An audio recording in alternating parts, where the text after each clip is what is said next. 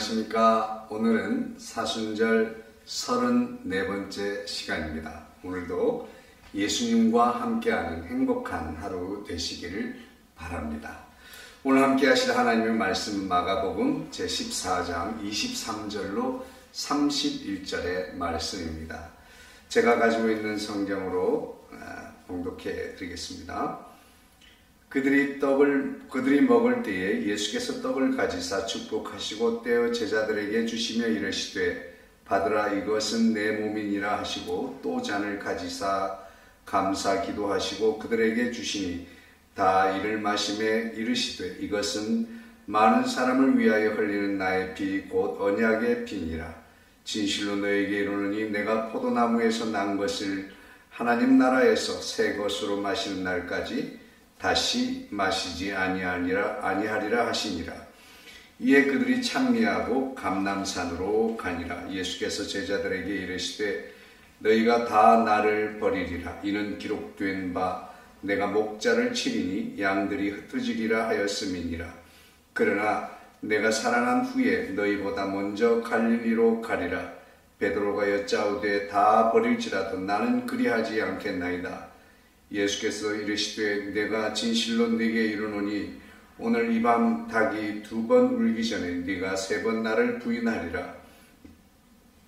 베드로가 힘있게 말하되 내가 주와 함께 죽을지언정 주를 부인하지 않겠나이다 하고 모든 제자도 이와 같이 말하니라. 아멘. 오늘 이제 이 본문에서 예수님께서는 제자들과 마지막 만찬을 나누시고 있습니다. 이 식사를 마치신 후에 예수님은 겟세마네 동산에 올라가 기도하시고 그곳에서 가룟 유다가 데리고 온 대제사장의 무리들에 의해서 붙잡히게 됩니다.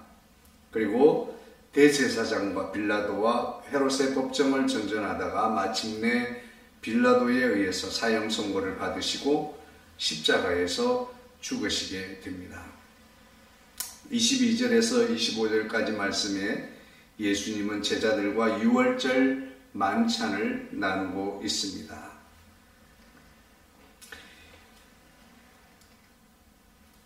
이 만찬에서 예수님은 그들이 나누는 떡을 자신의 찢어질 몸에 비유하시고 또 그들이 나누는 포도주를 당신께서 흘릴 피에 비유해 주셨습니다.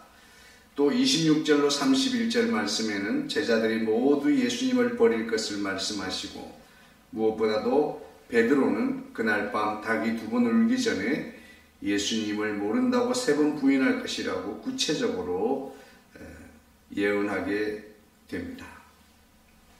제자들도 마찬가지고 베드로도 그리고 마찬가지로 죽을지언정 결코 주님을 떠나지 않을 것이고 버리지 않을 것이라고 호언장담했었습니다.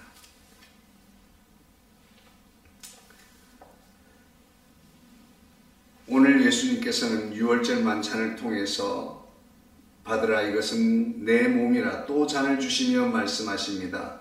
이것은 많은 사람을 위하여 흘리는 바 나의 피 곧 언약의 피니라. 이렇게 말씀하고 있습니다. 제자들은 예수님이 이스라엘의 왕이 되실 것이라고 그렇게 믿고 있었습니다. 오늘 본문에서 제자들은 주를 위해 죽을 수도 있다고 장담했습니다. 예수님께서는 제자들에게 너희가 다 나를 버리리라 라고 말씀하십니다. 그러자 베드로가 뭐라고 말합니까? 모두 다 버릴지라도 나는 그리하지 않겠나이다. 그렇게 말씀했습니다. 여기 있는 사람 다 예수님을 버려도 나는 결코 버리지 않겠습니다라고 호언장담을 했습니다. 그런데 어떻게 됐습니까? 예수님께서 이렇게 말씀하십니다. 오늘 밤 닭이 2번 울기 전에 네가 3번 나를 부인하리라. 그렇게 말합니다. 아닙니다 예수님, 내가 죽으면 죽었지 예수님을 부인하지 않을 것입니다 라고 말입니다. 베드로만 이렇게 말한 것이 아니라 31절 말씀에 보니 모든 제자들도 그렇게 말했다고 기록하고 있습니다. 제자들은 자신들이 잠시 후에 그 말대로 스스로 예수님을 버리게 될 것이라고는 상상도 하지 못했을 것입니다. 베드로는 예수님이 말씀하신 대로 그날 닭이 2번 울기 전에 예수님을 모른다고 3번이나 부인을 하게 됩니다.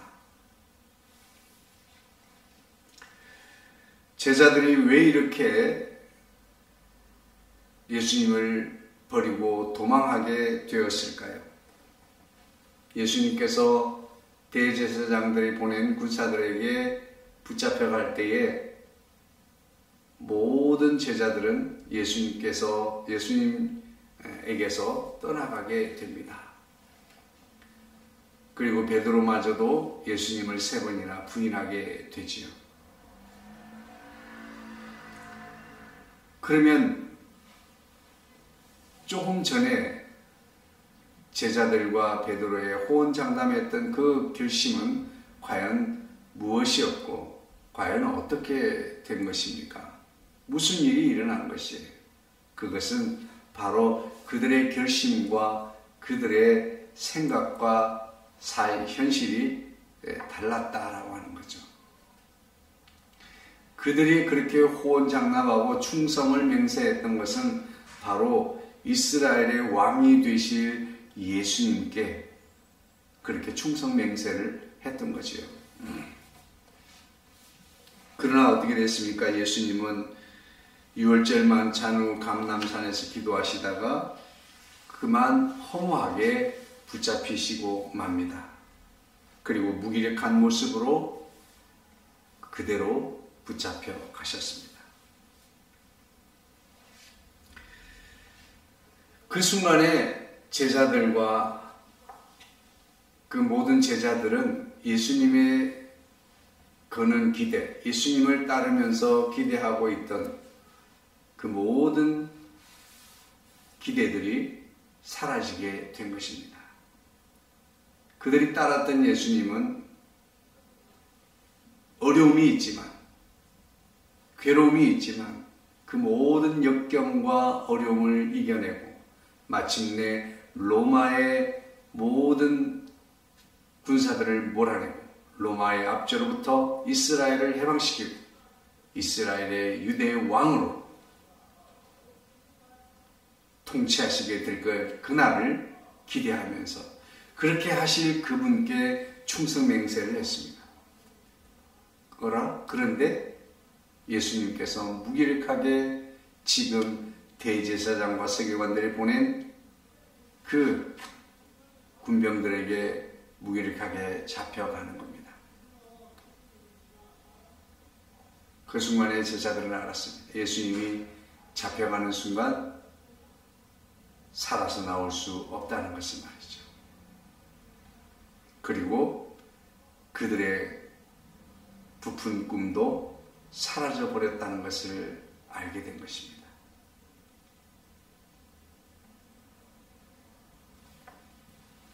그리고 그들은 예수님께로부터 자신의 몸을 숨기게 된 것입니다. 여러분, 믿음이 좋다고 하는 것이 무엇입니까? 믿음으로 산다는 것이 무엇일까요? 여러 가지로 말할 수 있겠지만 우리의 믿음을 가진다는 것은 우리의 의지나 우리의 결심, 결단으로부터 시작되는 것이 아닙니다. 우리의 믿음은 바로 우리 믿음의 대상인 하나님께로부터 출발하는 것입니다. 우리는 먼저 그분을 아는 데서부터 출발하는 거예요. 제자들은 예수님에 대하여 너무 알지 못했습니다. 예수님과 늘 가까이에서 생활했고 예수님이 말하고 예수님이 행하는 모든 일을 보고 듣고 알았지만 그들이 생각하는 예수님은 육체로 이 땅에 오셔서 육체로 이 땅에서 현실 세계 안에서 왕으로 다스리실 그 이스라엘의 왕을 따라다녔던 것입니다. 그러나 우리 예수님은 만왕의 왕으로 이 땅에 오신 분입니다. 그리고 여전히 오늘날에도 만왕의 왕으로서 온 세상을 통치하고 주관하고 계십니다. 오늘 우리가 믿음으로 살아간다고 하는 것은 바로 나의 의지와 굳은 결심을 가지고 날마다 충성맹세를 하는 것이 아니라 날마다 그 주님을 알아가는 것입니다.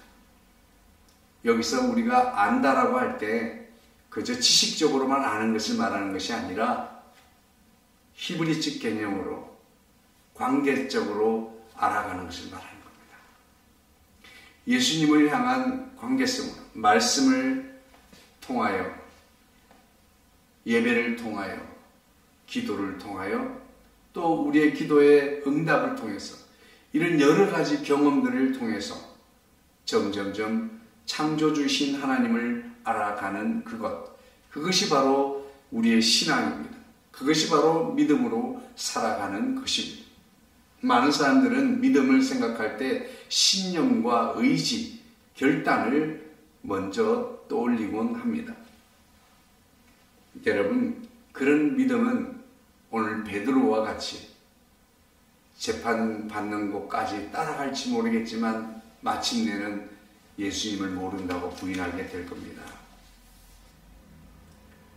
예수님, 우리 모두 그런 일은 결코 없을 것입니다 라고 충성맹세했던 제자들도 예수님이 허무하게 무기력하게 잡혀가는 모습 속에서 그들의 꿈도 함께 사라져버렸습니다. 여러분은 예수님을 따를 때 어떤 소망과 어떤 꿈을 가지고 예수님을 따르고 있습니까? 믿음으로 살아가고 예수님과 함께 살아간다고 하면서 여전히 권력을 얻을 수 있는, 재물을 얻을 수 있는, 또 내 삶을 형통케 하실, 내 삶을 도와주시는 수단으로서의 예수님을 따르고 있습니까?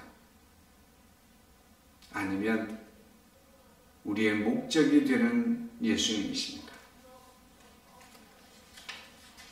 우리가 믿음으로 올바르게 신앙생활을 한다는 것은 하나님을 바르게 알아가는 것입니다. 그러기 위해서 예배를 사모해야 됩니다. 예배를 통하여 선포되는 말씀을 사모해야 됩니다. 매일 성경 말씀을 묵상해야 됩니다. 그리고 기도하면서 하나님을 깊이 생각하고 하나님의 뜻을 분별해야 됩니다. 예수님이 기뻐하실 일을 우리는 생각해야 합니다. 지금 이 시간도 마찬가지지만 어찌 보면 이렇게 카메라를 바라보면서 말씀을 전하고 있지만 교회는 비어 있지만 그렇다고 해서 우리 모두가 모든 신앙생활의 활동을 쉬는 기간은 아닙니다. 아니, 더더욱 우리는 간절히 하나님을 찾고 하나님의 뜻을 구해야 할 때입니다. 그러기 위해서 우리가 평안하고 안전할 때보다 더 열심히 성경을 묵상해야 합니다. 우리가 이 사순절 기도를 하면서 매일의 만나를 제가 공급하고 올려드리지 않았지만 또 이 사순절 기도가 끝나면 다시 성경을 매일매일 읽을 분량을 올려드리도록 하겠습니다. 그래서 우리는 더 열심히 성경을 읽고 또 기도하고 하나님의 뜻을 구하고 더 집중해서 하나님께 예배해야 될 때인 줄로 믿습니다. 왜 그래야 합니까? 그래야만 우리가 하나님을 바르게 알 수가 있습니다. 그리고 하나님을 바르게 알아야 이런저런 이유로 하나님을 버리지 않고 하나님으로부터 멀어지지 않게 되는 것입니다.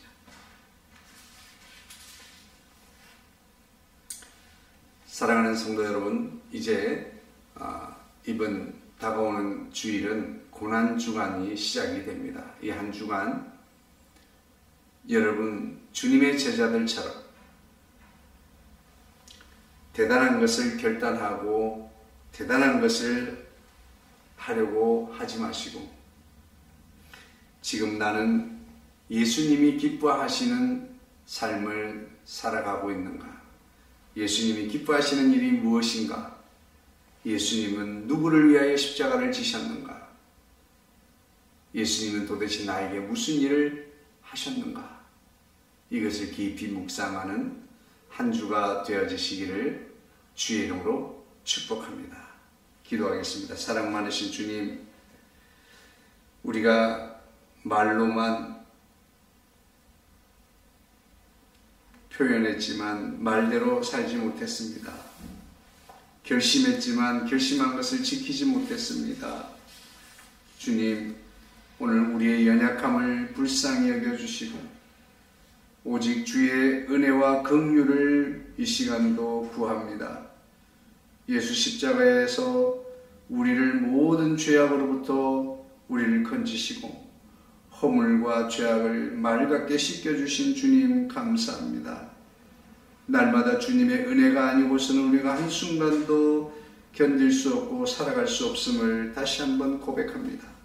주님 영광 받아주시고 날마다 주님을 더욱더 의지하는 믿음 안에서 주님과 함께 주의 손 붙들고 끝까지 믿음으로 달려갈 수 있게 도와주시고, 마지막 남은 이 한 주간에 더욱더 주님이 오셔서 행하신 일들을 깊이 묵상하는 한 주간 되게 하여 주옵소서. 그래서 우리를 사랑하시는 그 하나님에 대하여 올바르게 인식하고 알아가는 한 주 되게 하여 주옵소서. 모든 말씀 우리 주 예수님의 이름으로 기도하옵나이다.